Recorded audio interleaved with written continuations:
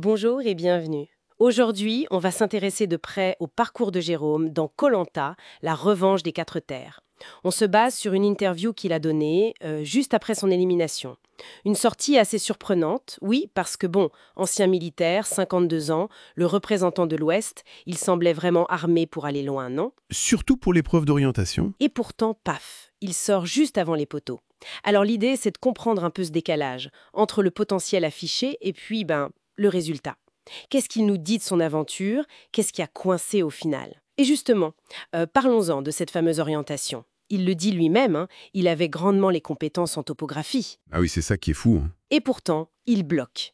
Il parle de stress, de perte de repères. C'est quand même étonnant pour quelqu'un avec son expérience, non? Carrément.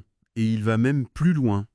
Et il admet avoir raté un détail, là, à cette histoire de point de couteau. Parce qu'il n'avait pas assez potassé les anciennes saisons, apparemment. Bah voilà, et c'est ça qui est intéressant dans ce qu'il dit.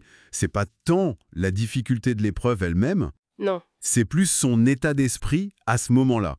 Il utilise le mot gourmandise, il dit qu'il pensait déjà aux 100 000 euros. Ah oui, la projection. Exactement. Il aurait perdu un peu la philosophie du jeu, alors qu'il démarre super bien l'épreuve, hein. Il trouve son repère, la balise, le fameux 40 pas, le numéro des Landes, il y voit un signe. Un cadeau, il dit même. Oui, un cadeau. Et puis, la présence de Gaël à côté, ça le déstabilise. Donc c'est moins l'excès de confiance, peut-être, que le fait de se voir déjà, hop, sur les poteaux avec l'argent. La pression mentale a tout court-circuité. C'est fou comme le mental joue à ce point. Et son passé militaire, alors? Il en parle comment? Il voulait être discret, mais bon. Mais il a été vite repéré, quoi. Décamouflé, comme il dit. Oui. Et à 52 ans, il se positionne différemment. Il parle de partage, de sagesse de l'âge. Il cite même sa femme. Prends soin d'eux comme tu prends soin de nous. C'est intéressant, ça. Du coup, il a refusé d'être chef. Il voulait laisser la place aux autres. Noémie, Maël. Est-ce que cette posture plus humaine, moins militaire stratège, ça a joué contre lui au final? Bah, c'est un peu les deux tranchants de l'épée, j'ai l'impression. D'un côté, il pense que ça l'a aidé à avancer, à pas être une cible. Oui. Moins de conflits directs, peut-être. Voilà. Mais de l'autre, cette volonté de vivre une aventure humaine, de faire confiance, ça l'a rendu naïf peut-être.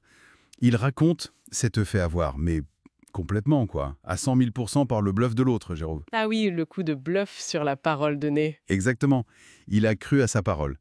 Donc en voulant s'éloigner de l'image purement stratège, il est peut-être devenu moins méfiant, là où un autre aurait senti le piège. Mais bon, il reste fair play, hein.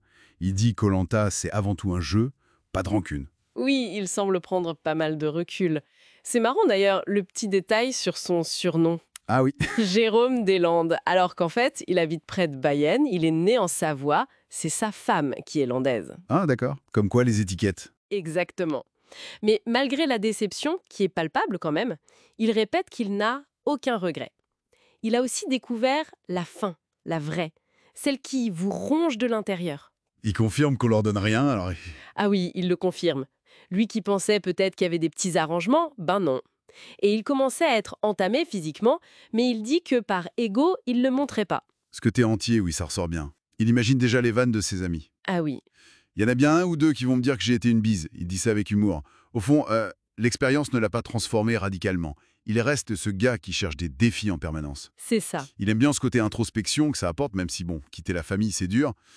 C'est plus le dépassement personnel, son moteur, on dirait, que la gagne à tout prix. Donc pour résumer un peu, on a une sortie inattendue, qui s'explique par un mélange de pression, de projection vers la victoire, qui a un peu brouillé les pistes, Oui, et la concentration qui flanche. voilà. Et puis un manque d'attention aux petits détails très spécifiques du jeu, koh comme la pointe de couteau.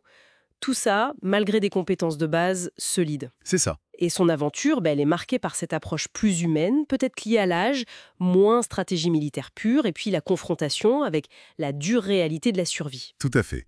Et ça nous laisse peut-être avec une question, pour aller plus loin. Dans ce genre d'aventure extrême, télévisée, quelle est la part réelle de la quête de soi, du dépassement, comme on voit chez Jérôme, par rapport à l'attrait du jeu lui-même ou de l'argent? Bonne question. Est-ce que finalement cet environnement très contrôlé, très spécifique de koh révèle vraiment le fond des gens? Ou est-ce que ça révèle surtout leur capacité à performer sous un type de pression très particulier, presque artificiel? C'est une question ouverte, hein. De quoi réfléchir.